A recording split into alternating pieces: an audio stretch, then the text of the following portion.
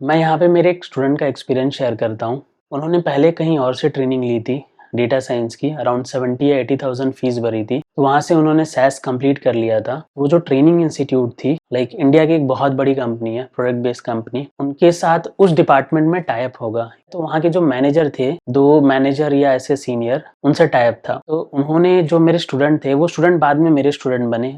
पूरी स्टोरी मैं बताता हूँ आपको डिटेल में। तो उन्होंने वहाँ से ट्रेनिंग ली, ठीक है, XYZ एक इंस्टीट्यूट थी। उन्होंने पहले सैस सिखा दिया, डेटा साइंस पूरा बोला था, पाइथन ये सब सिखाएंगे, बट सैस सिखाया। उसके बेस पे इंटरव्यू कराया, प्रोजेक्ट दिए और बोले जो इंटरव्यू लेने वाले हैं उनमें अराउंड जितने भी लोग होंगे उनमें से 1-2 लोग अपने पहचान के होंगे, मतलब वो जानते होंगे, और इनको अराउंड 1 या 1+1.5 का फेक एक्सपीरियंस इंस्टीट्यूट ने अरेंज कराया था। और बोला था घबराना मत, क्योंकि जो इंटरव्यू लेने वाले उसमें भी कुछ लोगों को पता है फेक एक्सपीरियंस के साथ इंटरव्यू देने वाले हो, तो आप घबराना मत, थोड़ा कॉन्फिडेंस रहना। और इनको छोटा सा कुछ प्रोजेक्ट दे दिया, बोला था कि अच्छे से थोड़ा प्रैक्टिस कर लेना। तो स्टूडेंट ने प्रैक्टिस किया थोड़ा बहुत और इंटरव्यू दिया। इंटरव्यू में 2 लोगों को, तो पैनल में 3 लोग थे जो इंटरव्यू ले रहे थे, उनमें से 2 लोगों को तो पता था, मतलब ये कैंडिडेट का एक्सपीरियंस रियल नहीं है। एक को नहीं पता था ना, तो उनको चीज़ें कुछ हजम नहीं हुई। उन्होंने काफ़ी क्वेश्चंस पूछे और उन्होंने बोला कि जो आप पहले का एक्सपीरियंस बता रहे हो 1.5 ईयर्स का या 1 ईयर का, I am not able to consider it somehow पता चल गया। देखो, एक्सपीरियंस पर्सन होता है। पैनल में जो दूसरे 2 लोग थे ना, वो तो कंसिडर कर रहे थे, पॉजिटिव ही कर रहे थे, बट फिर भी सिलेक्शन नहीं हुआ। तो ये मैं क्यों बता रहा हूँ, लास्ट में आपको कंक्लूजन पे भी आऊंगा। तो फाइनली वो स्टूडेंट ने समहाउ, उन्होंने सैस वहाँ से कंप्लीट किया था। तो इंटरव्यू देने के बाद काफ़ी डिमोटिवेट हो गए वो, क्योंकि एक तो फेक एक्सपीरियंस पे इंटरव्यू दिया और बहुत बुरा एक्सपीरियंस रहा। तो समहाउ उन्होंने, मैं उनका नाम यहाँ पे इसलिए नहीं रिवील कर रहा क्योंकि रिसेंटली वो मेरे थ्रू यानी मुझसे सीख के अच्छे से एज अ फ्रेशर सेलेक्ट हुए हैं।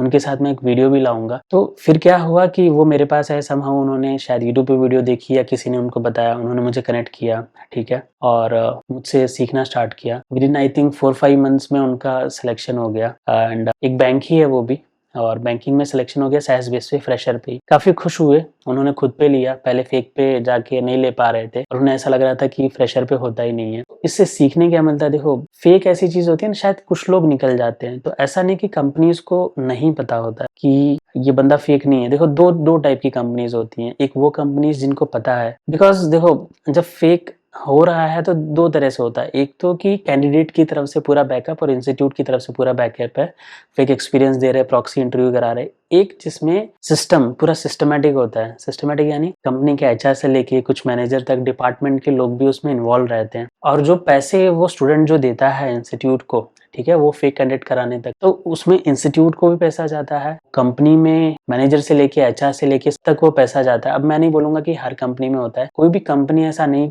मोस्ट प्रोबेबली मैं ऐसा मानता हूँ कि अपना रैपो थोड़े बहुत पैसों के लिए खराब नहीं करेगी। बट जो डिपार्टमेंट में लोग होते हैं ना, जो समझो कि जो अथॉरिटी होती है, जिनके पास HR हो गया या जो हायर कर रहे हैं, सीनियर MNS जो भी पर्सन है, वो कुछ लोग कहीं कहीं, हमेशा नहीं, कहीं कहीं ऐसा मिलके ऐसा करते हैं कि वो पैसा पूरा सर्कुलेट होता है इंस्टीट्यूट से लेके हर जगह, वो लोग मिलके उसको बांट लेते हैं, कैंडिडेट को हायर कर लेते हैं ऑन एन एवरेज, ओके, और इंस्टीट्यूट को बोल देते हैं कि थोड़ा अच्छे से ट्रेन कर देना कि मतलब एटलीस्ट परफॉर्म कर पाएगा। तो क्या होता है, एक पूरी टीम होती है। तो आप सोचोगे कि मतलब ये फेक लोग चल कैसे जाते हैं। बहुत बार 2 चीजें होती है, वो बंदा जो फेक करके आया है पॉपअप कर लेता है कभी कभार, और कभी कभार क्या होता है, अगर मैनेजर तक को पता है तो टीम में सबको पता है कि कुछ लोग परफॉर्म करने वाले, कुछ लोग इनिशियली नहीं परफॉर्म करने वाले होंगे।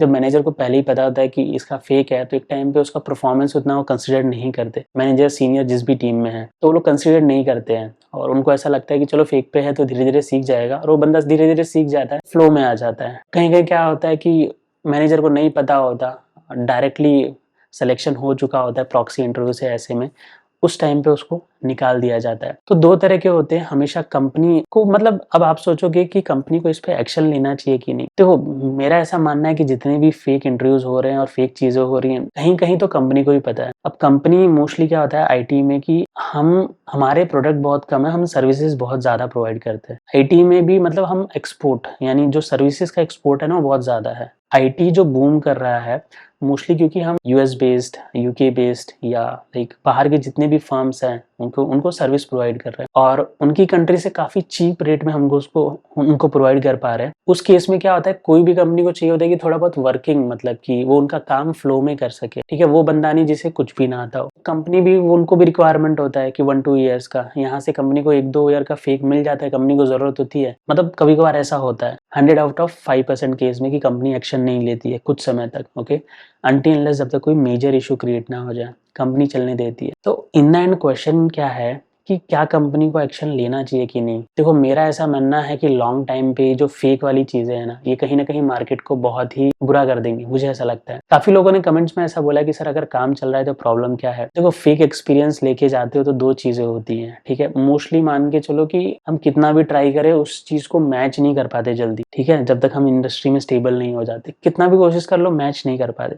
सेकेंड चीज, इससे इंडस्ट्री उसमें प्रॉब्लम क्रिएट हो रही है, ठीक है। फ्रेशर्स को क्या होता है, अपॉर्चुनिटी कम मिलती है। जब कंपनीज को भी 1-2 ईयर के जल्दी मिल जा रहे हैं तो फ्रेशर को मौके कम दे रहे हैं और उस वजह से वो स्कैम और फलता फूलता जा रहा है। कंपनीज भी डिमांड कर रही है 1-2 ईयर के एक्सपीरियंस की, फिर ट्रेनिंग इंस्टीट्यूट या स्टूडेंट्स भी कहीं से अरेंज कर रहे हैं 1-2 ईयर एक्सपीरियंस की। अगर ये साइकिल रुक जाए तो कंपनीज को फ्रेशर को हायर करना ही पड़ेगा। और ऐसा नहीं कि फ्रेशर को हायर करते नहीं है, मैंने खुद ने वीडियोस बनाई है, मेरे कुछ स्टूडेंट्स हैं, मैंने नहीं, बहुत सारे ऐसे स्टूडेंट होंगे जो एज अ फ्रेशर हायर होते हैं, आपको भी पता होगा। क्योंकि देखो, आज की जनरेशन से पहले ऐसा नहीं होता था कि कोई व्यक्ति 1-2 ईयर्स का एक्सपीरियंस लेके आता है। ये पिछले 5-6 सालों से या पिछले 5-10 सालों से ये फेक का बहुत ज्यादा बढ़ गया है, ठीक है।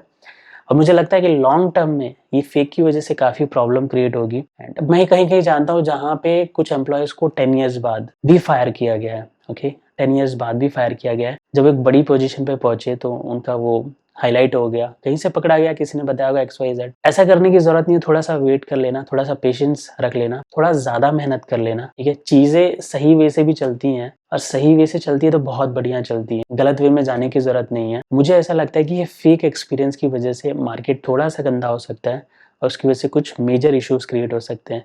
जैसे कि मून लाइटनिंग की वजह से क्रिएट हुआ कि बहुत सारे एम्प्लॉयज मल्टीपल कंपनीज में काम कर रहे थे। मुझे नहीं लगता कि ये चीजें लॉन्ग टाइम तक चलेगी, ठीक है। अब ये मेरा मानना है, अगेन कंपनियों का और अलग अलग लोगों का अलग अलग सजेशन हो सकता है। तो अगर ये वीडियो पसंद आई हो तो लाइक और सब्सक्राइब जरूर करना। वीडियो से कुछ सीखने मिला हो तो कमेंट में जरूर बताना।